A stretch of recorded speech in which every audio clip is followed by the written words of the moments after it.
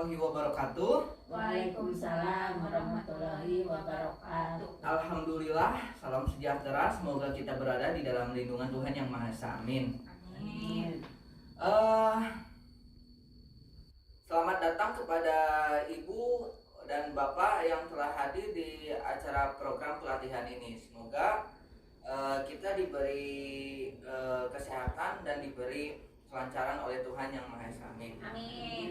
Nah, untuk mengawali kegiatan, alangkah baiknya kita berdoa terlebih dahulu ya Bu, Pak. Ya. Saya pimpin doanya ya. Berdoa dimulai.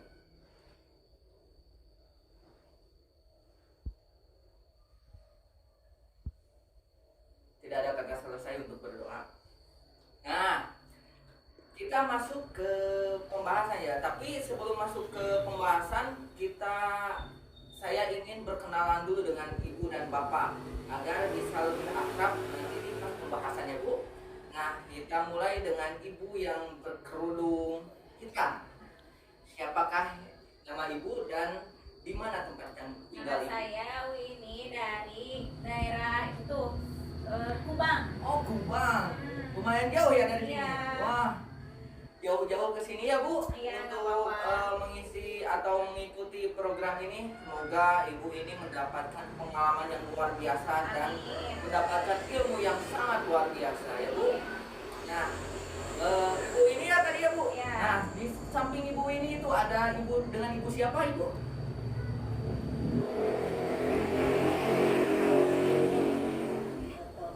Oh, Ibu Oto. Ibu Oto tinggal di mana Ibu Oto? Tinggal dulu. Di Madur. Lumayan di sebelah kampung ini ya Bu? Iya. Wah, jauh sekali ya Bu. Oh. Assalamualaikum. Waalaikumsalam. Aduh, saya kawitan ya. Maaf ya terlambat. Gak apa-apa Pak, ini baru mulai, baru perkenalan doang Pak. Oh iya. Belum sampai pembahasan. Bapak ini dari mana aja Bapak? Dari Cisepet. Oh, dari Cisepet. Ya. Oh, baru datang ya Pak? Iya. Oh, selamat datang ya Pak. Ya. Dengan Bapak siapa? Pak Sopyan. Oh, Pak Sopyan. Oh, selamat datang Pak Sopyan. Ya, ya, Jauh-jauh terima ya kasih. dari mana tadi? Dari Cisepet. Dari Cisapat ya ke sini, sangat luar biasa sekali Bapak ini ya.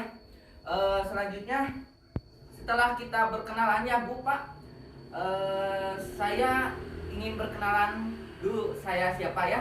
Saya Alfi Ihsanul Karim dari Pendidikan Masyarakat Universitas Siliwangi. Di sini saya ingin mencoba untuk berdiskusi dengan Bapak dan Ibu mengenai program pelatihan yang saya buat ya Bu. Pelatihan kali ini mengenai sebuah tumbuhan ya Bu, tumbuhan yang bisa dijadikan obat herbal dan dijadikan bumbu masak. Ada yang tahu tumbuhan apa itu? Oh ya. Apa? Tahu gak? Tidak. Tidak ada. Apa Bu? Gak jadi ya Bu? Ya udah, saya kasih tahu nih. Tumbuhan yang saya akan bahas itu mengenai kapulaga Ibu Pak. Oh, Kapulaga. Ada yang tahu kapulaga? Ya mau dijelaskan kembali lah sama.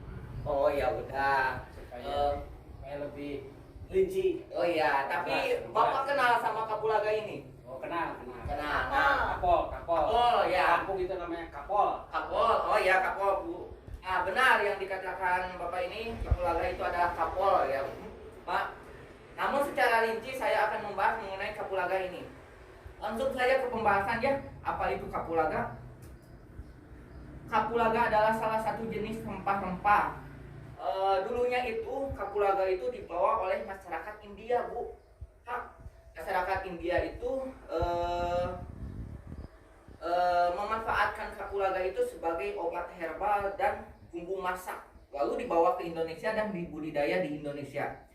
Nah, untuk tumbuhan ini memiliki tinggi pohon untuk kapulaga dewasa itu sekitar 2 meter Bu.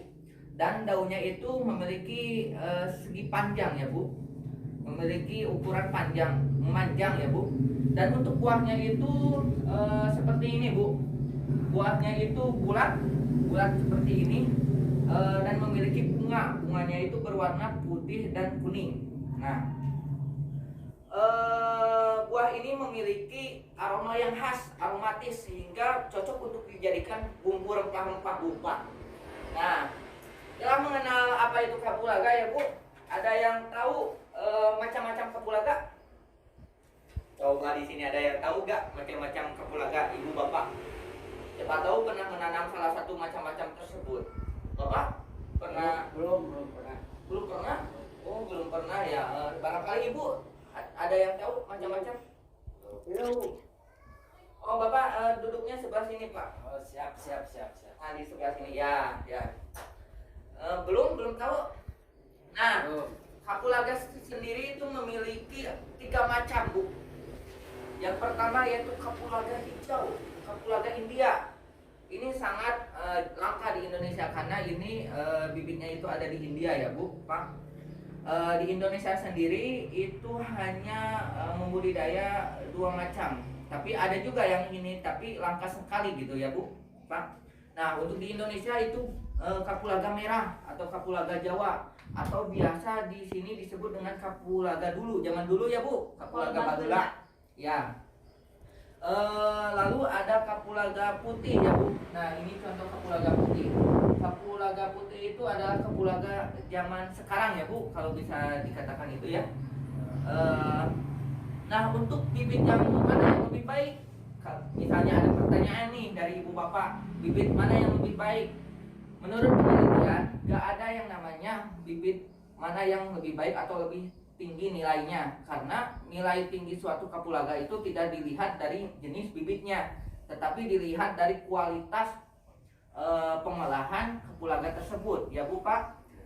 Jadi tapi masyarakat di sini sering menanam kapulaga yang ini, Bu, kapulaga merah, karena tingkat kapasitas beratnya itu lebih berat dibandingkan kapulaga yang lain kalau misalnya sudah masa pengeringan ya, Bu.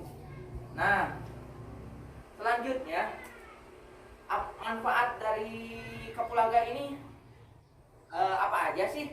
Nah, di sini saya akan menjelaskan manfaatnya ya, Bu. Yang pertama yaitu sebagai obat herbal seperti yang dikatakan sebelumnya tadi, sebagai obat herbal biar penghangat badan, sakit kepala, mual dan penyakit lainnya ya. Selain itu, selain obat herbal bisa dijadikan bumbu masak. Bumbu masak seperti yang tadi saya bilang bahwa masyarakat India memakai bumbu masak ini sebagai pemicu aroma makanan ya, Bu. Lalu selain itu bisa dijadikan pelengkap minuman, Bu. Pelengkap minuman itu ada kopi dan teh. Di Tasik sendiri sudah diaplikasikan ke kedai-kedai yang ada di Tasik. Namanya itu kopi rempah-rempah. Contohnya itu ada di kedai Pasamuan yang ada di Singaparna itu. Kopi yang disajikan itu berbahan dasar kopi dan kapol atau kapulaga. Itu bisa menjadi penghangat badan sekaligus apabila cocok untuk disajikan di kala hujan, Bu ya. Kopi dengan kapulaga ya, Bu. Selain itu, selain manfaat dari tadi itu cocok juga untuk usaha perkebunan, Bu. Seperti yang dikatakan di jurnal ya atau buku-buku lainnya, kapulaga ini memiliki nilai pasar yang tinggi, namun saingannya itu masih rendah karena para petani lebih baik menanam tanaman yang jangka pendek seperti pohon pisang, kelapa ataupun tumbuhan yang cepat dipanen ya, Bu. Nah, kapulaga ini pemanenannya itu dari kapulaga penanamannya itu 12 bulan untuk ke masa pemanenan atau berbuah ya, Bu. Nah, jadi cocok untuk usaha perkebunan. Saya cek kemarin harga kapulaga itu sekitar 257.000. Itu sangat tinggi dan paling tinggi itu yang pernah saya ketahui itu yaitu bernilai 310.000 ya untuk 1 kilogram kapulaga kering. Nah, standar harganya itu sekitar 60 sampai 70.000 itu kalau misalnya produksi kapulaga ini meningkat gitu. Harganya akan turun gitu kalau misalnya meningkat ya. Nah, selanjutnya bagaimana sih penanaman kapulaga yang baik dan benar dan tepat? Ada yang tahu nggak di sini? Bisa dipraktekkan langsung gitu. Coba ibu bapak bisa ada yang lebih tahu gitu mengenai penanaman kapulaga. Coba satu orang. Jaraknya agak renggang. Ya benar. Terus mulai dari penanamannya Pak. Lebih ke sini duduknya. Ya. Seperti itu. Ya mulai kalau banyak rumput dibersihkan dulu rumputnya. Jika banyak rumputnya dibersihkan dulu. Oh iya. Terus? Itu dicangkul. Oh iya, dicangkul terus. Cangkul.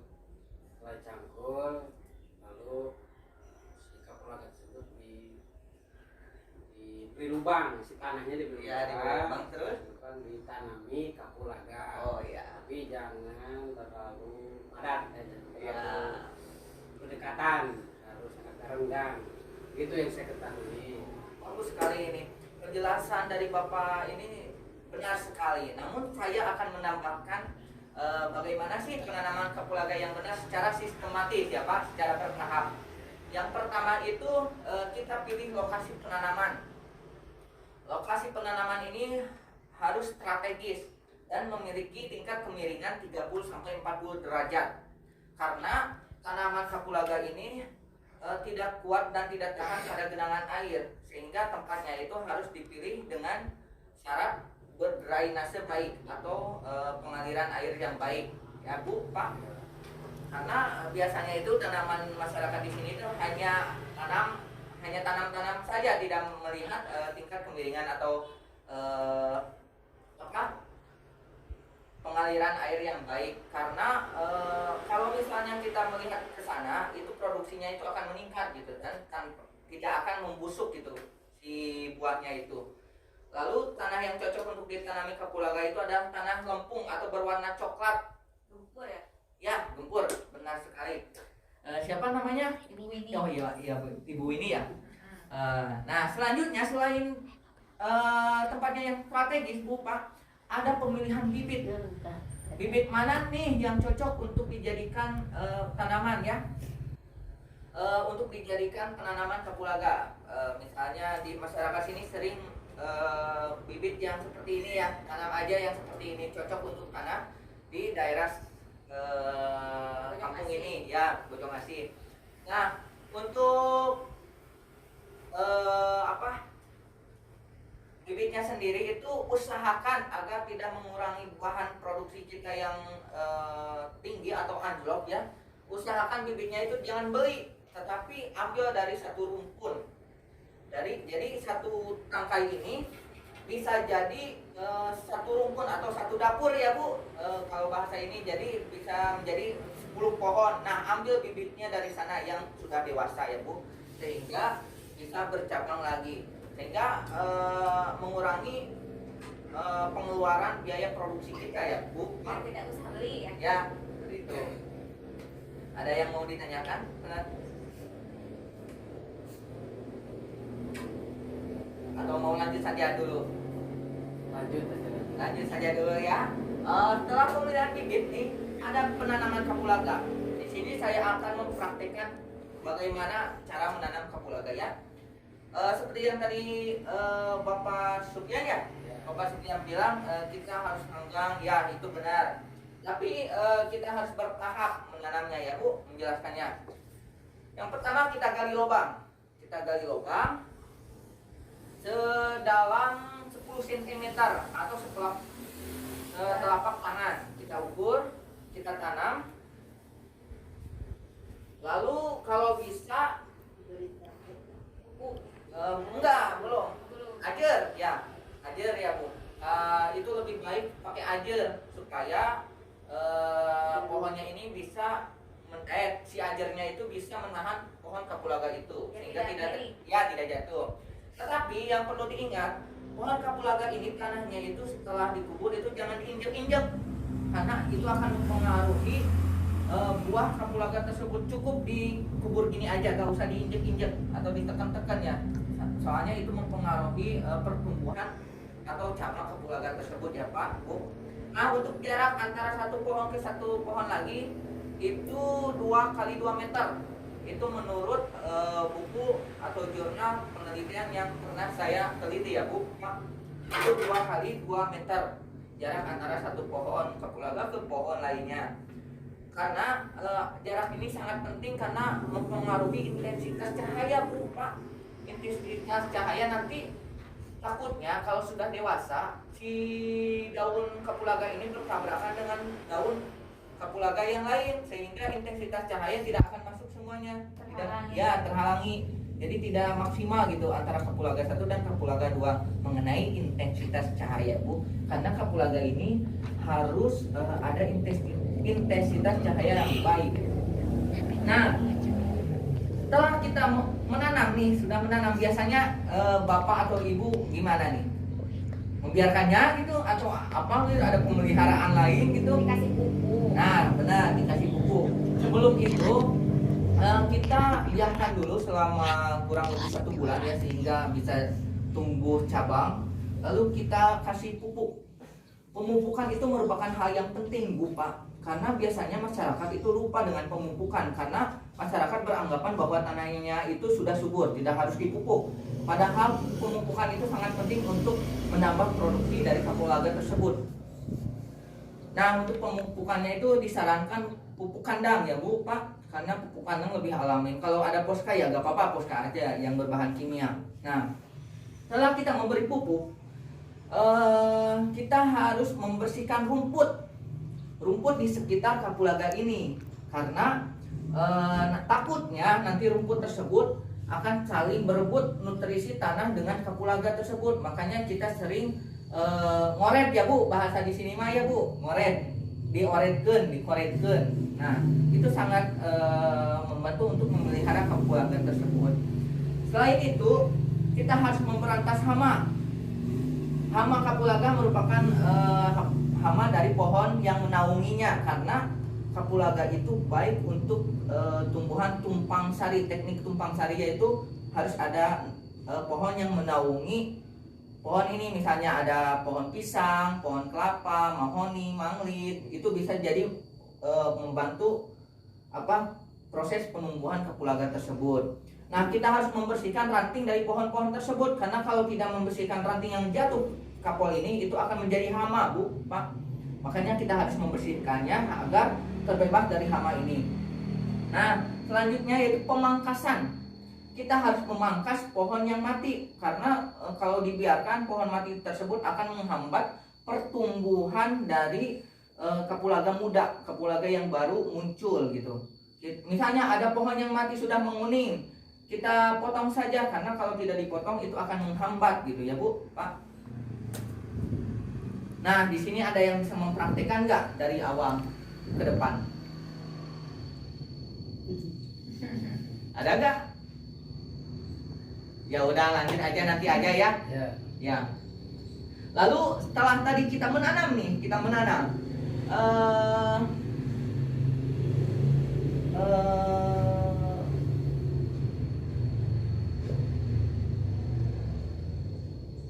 di sini saya akan membuka ruang diskusi. Barangkali ada pertanyaan mengenai penanaman kapulaga tadi sebelum kita lanjut ke materi. Ada yang ingin bertanya? Mungkin Bapak Ibu?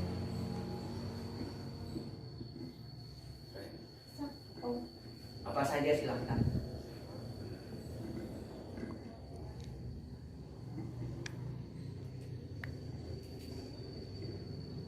Oh ya. Jika Dengan Bapak siapa? Pak Sofyan. Oh, dengan Bapak Jadi Sofyan. kan di kita tuh ada musim, kita ada 2 musim. Ya. Jadi musim kemarau yang susah air. Gimana? Apakah harus kita kan baru nanam nih, nanti si pohon kapulaganya apakah perlu dicebor gitu atau enggak? Nah, Tuh. untuk itu setelah saya juga pernah mengalami ya masa kekeringan itu. Nah, di sana kita harus membiarkan pohon ini dapat suplai air dengan cara kita mengakalinya, bisa dengan kita isi botol tersebut di kapulaga tersebut agar pengairannya itu bisa berjalan walaupun masa kekeringan, atau bisa kita cebor satu persatu. Tapi itu akan susah kan ya. Lebih baik kita simpan saja botol bekas atau apapun agar bisa ada air sedikit-sedikit dari alam gitu, misalnya air embun atau apa gitu, atau kita isi sehingga bisa bertahan sampai seminggu misalnya ya air tersebut. Nah itu bisa dijadikan solusi ya Pak.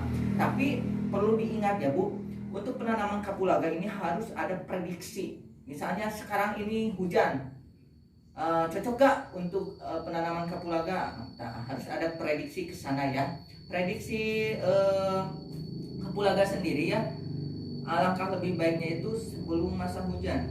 Jadi misalnya bulan depan nih mau hujan, nah awal bulannya itu kita harus menanam pohon tersebut, bukan pada masa kekeringannya tapi pas akhir dari masa kekeringannya. Kita harus punya prediksi ke sana ya Bu Pak. Nah itu solusinya, atau bisa diakali seperti tadi ya Bu Pak. Nah, ada pertanyaan lagi mengenai Saat ini pohon? tidak ada. Tidak ada? Ya udah saya lanjut ya. Bagaimana sih cara mengolah kapulaga agar bisa bernilai tinggi? Ibu bapak sekalian tahu gak cara mengolah kapulaga yang baik sehingga bernilai tinggi?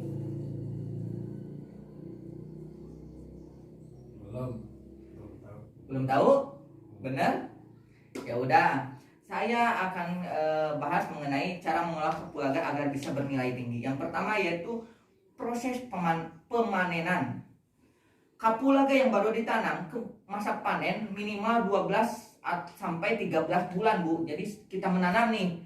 Nah, masa panennya itu 12 sampai 13 bulan ke depan. Kalau misalnya kapulaganya sudah dewasa, dari masa bunga sampai masa panen itu 3 bulan ya Bu. Jadi masa panennya itu ya Bu. Lalu itu menghasilkan kapulaga basah seperti yang tadi. Nah ini menghasilkan kapulaga basah, belum terjadi proses pengeringan ya Bu. Nah untuk pemanenan dilakukan menggunakan pisau dan memotong bagian tangkai buah. Sepertinya Bapak Ibu sudah tahu ya mengenai itu dan paham ya. Nah jangan diamkan kapulaga yang sudah berbuah, harus cepat dipanen. Seperti yang kita ketahui bahwa buah kapulaga ini tidak tahan dengan suhu yang terlalu lembab atau terlalu dingin atau terlalu basah. Lalu agar produksi kapulaga baik harus ada pohon yang menaungi. Seperti yang tadi saya bilang, harus ada tumpang sari antara pohon kapulaga dengan pohon yang lainnya. Nah, simpan di tempat yang luas dan jangan di tempat lembab. Setelah kita panen nih, kita simpan di tempat yang luas dan jangan di tempat yang lembab seperti lantai. Misalnya harus digantung tempat penyimpanannya tersebut agar tidak cepat membusuk. Lalu untuk tadi proses pemanenan, kita lanjut ke pasca panen. Yang pertama yaitu pemipilan. Kita pipil nih, kita petik buah dari tangkainya. Bisa menggunakan manual kalau bisa ya, agar bisa terjaga kebersihannya tersebut. Lalu kita simpan di tempat yang luas atau biasa disebut dengan tampir ya Bu. Ya tampir. Lalu kita jemur, itu minimal 7 hari Bu. Kira-kira berapa hari Ibu Bapak kalau menjemur kapulaga? Tergantung panasnya. Ya tergantung cuacanya ya. Nah kalau panas itu minimal 7 hari itu sampai kering gitu ya Bu. Lalu pembersihan. Biasanya para petani kapulaga tersebut jarang membersihkan kapulaga dengan dalih agar bisa menambah berat, padahal penjual itu lebih pintar daripada penjual pengepul itu lebih pintar daripada penjual, karena pemasok itu akan melihat kualitas kebersihannya tersebut. Misalnya masih ada tanah, masih ada ranting, itu akan dikurangi nilai harganya tersebut. Nah, jadi itu harus ada pembersihan agar bernilai tinggi. Lalu penyimpanan. Penyimpanan itu harus diperhatikan Bu, jangan disimpan di mana wae ya Bu, cek kasar nama. Harus disimpan di tempat yang kering, jangan ada yang basah ya Bu. Lalu kapulaga yang baik dinilai bukan dari jenis melainkan kualitas. Kualitas yang baik agar bernilai tinggi dilihat dari 3 aspek, Bu. Jadi pemasok itu dilihat dari 3 aspek kapulaga tersebut. Yang pertama, tingkat kekeringan. Tingkat kekeringan tersebut bisa berpengaruh terhadap nilai loh, Bu. Seberapa kering kapulaga tersebut akan mempengaruhi nilai jual kapulaga. Lalu kebersihan, seperti yang tadi saya bilang, kebersihan kapulaga itu sangat penting karena nanti itu akan langsung ditumbuk dan diolah oleh para pemasok. Yang ketiga itu warna kapulaga. Warna kapulaga sendiri yang dilihat dari pemasok itu biasanya berwarna putih, bersih gitu ya, Bu. Seperti ini ya, Bu. Nah, bisa kita lihat contoh ya, Bu. Ini merupakan kapulaga yang sudah kering. Nah, seperti ini ya, Bu, bisa dilihat. Nah, seperti ini. Ini merupakan kapulaga yang sudah kering sangat, itu sudah 7 hari dijemur. Selanjutnya, setelah Ibu tahu nih cara mengolahnya, apakah Bapak dan Ibu tahu cara memasarkan kapulaga yang tepat gimana? Biar Bapak Ibu tidak salah untuk menjual kapulaga tersebut. Selain itu, langsung ke pabrik.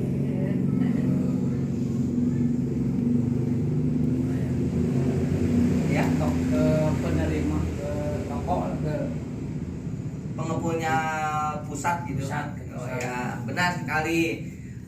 Salah satunya itu ya, yang pertama, usahakan menjual kapulaga ke tempat pengepulnya langsung di kota, Bu. Jangan sampai ke bandar-bandar, karena biasanya ke bandar-bandar itu suka dikurangi 30% ya, Bu, Pak, mengenai harga. Biasanya gitu ya para bandar. Kalau di Tasik itu 100% harga asli gitu. Kalau misalnya kita menjual ke kotanya langsung. Lalu bagaimana cara memasarkannya? Dijual saat harga tinggi. Karena kapulaga ini bisa bertahan lama, Bu, sampai berbulan-bulan. Kita tunggu harga tinggi aja gitu, karena harga kapulaga ini seperti harga emas. Tiap tahun itu pasti ada turun, ada naik ya. Gitu, Bu. Lalu dijual menggunakan teknik pengemasan, dijual per gram itu lebih mahal dibandingkan kita menjual per kilo. Kita kasih contoh ya, seperti ini ya, Bu. Di sini saya akan cara teknik pengemasan dijual per gram. Seperti yang kita ketahui bahwa dijual per gram itu lebih mahal dibandingkan per kilo, Bu. Karena dijual langsung kepada perantara pertama atau yang ingin memasok kapulaga tersebut, seperti kedai-kedai. Kita ambil contoh ini ya, Bu. Nah, ini di proses pengemasannya itu seperti ini. Kita timbang berapa gram.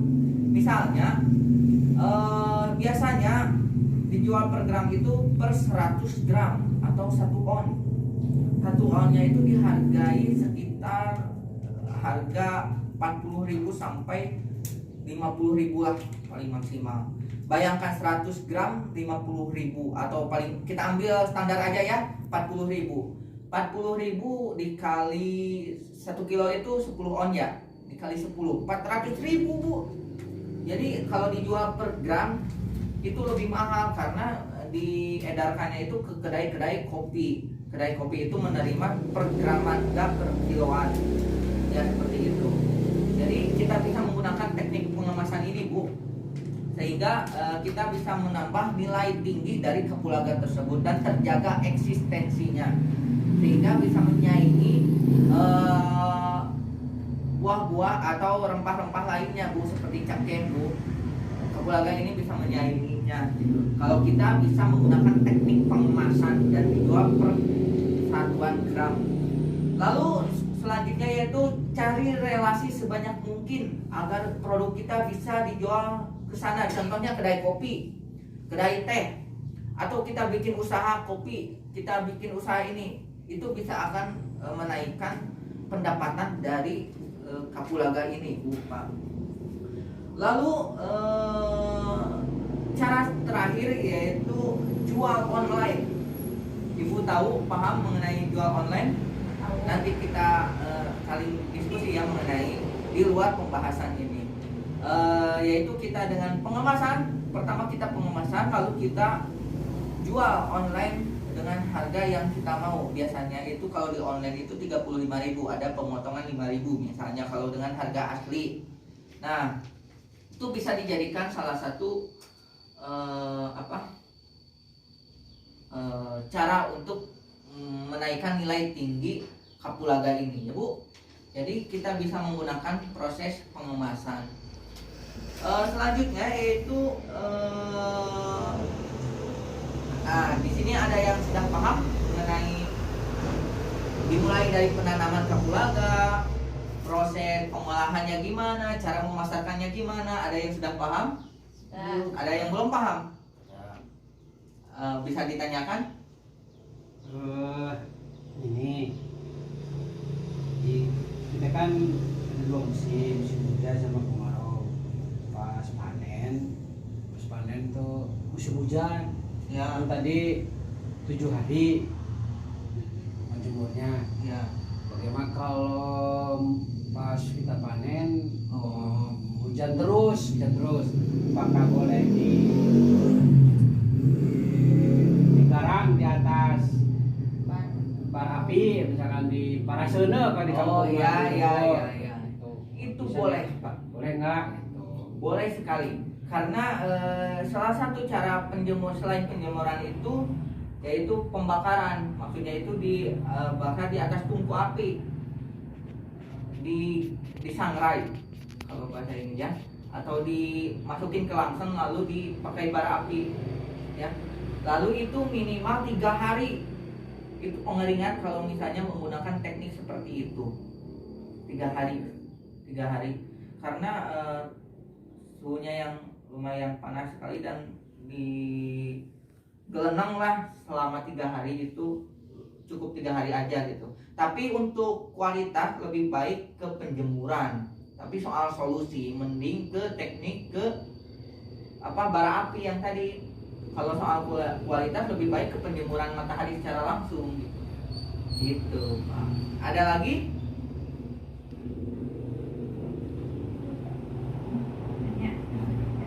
Ada lagi Ibu yang Ibu ada yang mau ditanyakan mengenai pemasaran, mengenai ini? Ada yang belum paham gitu? Enggak ada. Oh, sudah paham Bu? Nah, kalau sudah paham, saya akan tarik kesimpulan ya. Yang pertama yaitu upaya peningkatan kualitas produksi kapulaga. Untuk peningkatannya itu yang pertama adalah pemilihan jenis dan tempat penanaman. Yang kedua, pemeliharaan sangat penting dilakukan karena mempengaruhi nilai dan kualitas kapulaga.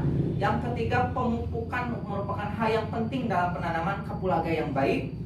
Yang keempat, penanganan pasca panen harus diperhatikan agar tetap terjaga kualitas produk kapulaga. Yang kelima yaitu teknik pemasaran sangat penting agar kita bisa tahu nilai dan harga kapulaga dan dapat mengontrol pasar kapulaga tersebut. Seperti itu Bu. Nah, tadi kan saya sudah bertanya ya Bu ke Bapak mengenai ini apakah sudah paham atau tidak. Nah, di sini saya ada tantangan buat satu orang. Saya ingin meminta satu orang untuk mempraktekkan awal mula penanaman dan menjelaskan bagaimana pemasaran. Yang diketahui saja. Ada yang bisa? Mulai penanaman, pemanenan, panen. Ada yang bisa? Coba dulu aja. Ada yang bisa? Boleh. Nah, silakan ke depan, Pak. Silakan ke depan. Ke depan, Pak. Oh, di sana aja. Ya. Ini, Pak. Nah.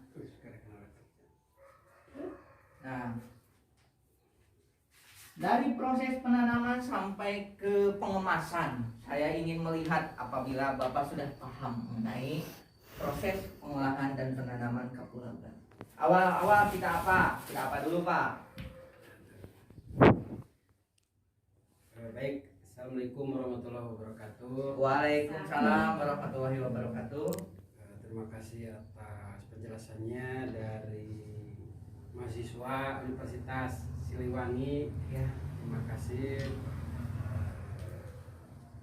Banyak ilmu yang saya ketahui setelah mendengarkan penjelasan mengenai cara menanam kapulaga. Di antaranya dari bagaimana cara menanamnya, mulai dari pertama menyiapkan lahan dulu, lahan disiapkan. Setelah lahan disiapkan, dibersihkan dulu si rumput-rumputnya, kemudian dicampur, diberi lubang, kemudian si kapulnya yang sudah disiapkan itu benihnya kemudian ditanamkan kepada lubang yang sudah disiapkan. Ini misalkan kapulnya sudah siap, kemudian di lubangnya sudah siap, kemudian si kapulnya itu ditanamkan ke lubang yang sudah disiapkan. Ya. Kemudian supaya tidak jatuh, si kapulaganya dikasih ajir supaya tidak jatuh atau tidak teruntuh gitu katanya. Nah itu dibiarkan selama beberapa hari atau sebulan atau lebih maksimalnya sebulan lah gitu. Dan dikontrol lagi. Oh iya, saya lupa, cara penanamannya nggak boleh diinjak-injak supaya tidak mengganggu kepada berkembang biaknya si tunas-tunas yang akan nanti tumbuh. Jadi jangan diinjak-injak. Setelah itu tadi udah seperti itu yang supaya tunasnya bertumbuh dengan baik. Kemudian dibiarkan selama 1 bulan dan dikontrol lagi. Apakah ada, pasti tumbuh lah, pasti ada rumput-rumput yang tumbuh, kemudian dibersihkan kembali, dan dikasih pupuk supaya tetap rindang, supaya kapulaganya itu bertumbuh dengan baik, dan harus ada tumpak sari dari yang menaungi kapulaga itu. Misalkan pohon-pohon yang lainnya, ada pohon kayu-kayu lah, ada kayu-kayu di sini, kayu albar, kayu mahoni atau yang lainnya. Kemudian oh iya, cara penanaman juga jangan terlalu padat ya, terlalu dekat, kalau sangat renggang, netral lah gitu, supaya intensitas cahaya mataharinya masuk agar si pohon kapulaga tersebut tumbuh dengan baik dan benar. Jadi jangan terlalu hangat ya, terlalu dekat. Kalau dekat terus ukurannya ya kurang lebih 2 meteran lah. Ini kapulaga tersebut tumbuh dengan baik. Nah, setelah itu dibiarkan beberapa hari, kemudian kita lihat lagi, tengok kembali supaya apakah kapulaga tersebut itu tumbuh dengan baik, barangkali ada hama dan sebagainya. Kita lihat barangkali ada hama. Kemudian jika ada yang mati si pohonnya, dan harus dibuang supaya tidak mengganggu kepada tunas yang akan tumbuh. Ya. Dan itu dibiarkan. Setelah itu kita biarkan lagi. Kemudian cara penanaman, lupa dari penanamannya kita harus memprediksi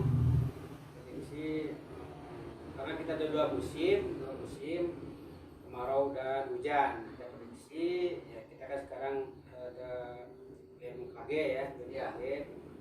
Dia tahu musim penghujan, musim kemarau. Kira-kira lah gitu prediksi bulan Oktober dan di bulan sebelumnya itu membersihkan lokasi yang akan kita tanam kapulaga tersebut. Seperti itu. Nah, biarkan mungkin beberapa bulan setelah ya kurang lebih umurnya berdasarkan tadi penjualan tadi 12 tahun, 12 bulan, 12 dan kita lihat lagi mungkin sudah berbuah ya, sudah berbuah, panen ya. dan dipanen lah, dipanen. Dan cara pemanennya bisa dipotong pakai pisau, nah, gitu. Nanti diambil dan diambil dan terus dipempil.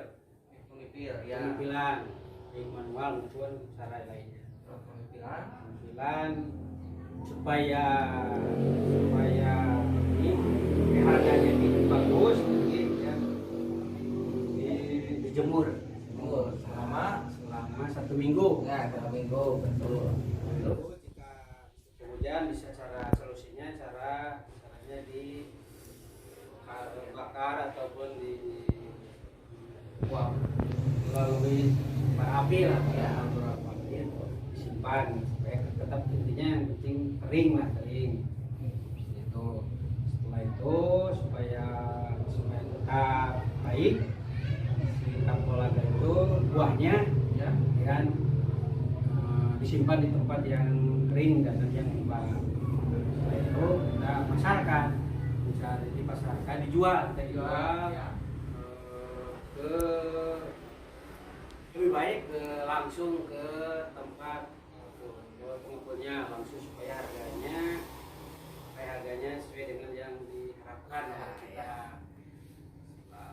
Atau lebih kalau kitanya rajin, kalau kitanya mau langsung mencari tempat-tempat kan kapal laga itu bermanfaat gitu ya.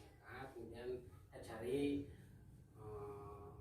tempat-tempat atau kedai-kedai atau ya yang bisa mengolah kapal tersebut dan dikemas menggunakan plastik sebaik mungkin dan kita tawarkan ke kedai-kedai tersebut seperti itu supaya mengetahui harga kapulaga tersebut. Iya.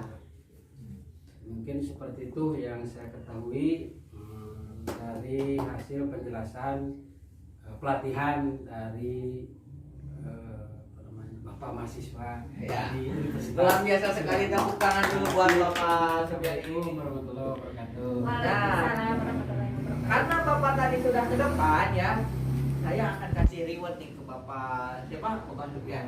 Ya. Luar biasa sekali penjelasannya tadi secara rinci, sangat benar sekali yang tadi saya paparkan. Nah, di sini saya memiliki produk usaha saya sendiri ya, yaitu produk kapulaga yang bisa disebar. Ini sudah tersebar ke kedai-kedai di Tasik ya Bu, Pak. Nah, saya kasih reward ini buat Bapak, lumayan buat dijadikan teman kopi sama teh gitu ya Pak. Tapi kayaknya repot Ini cuma reward gitu ya dari saya, dan semoga ini bermanfaat bagi Bapak. iya. Terima kasih. Ya. Hatur nuhun. Tepuk tangan lagi buat Bapak Supian. Silakan ke tempatnya lagi.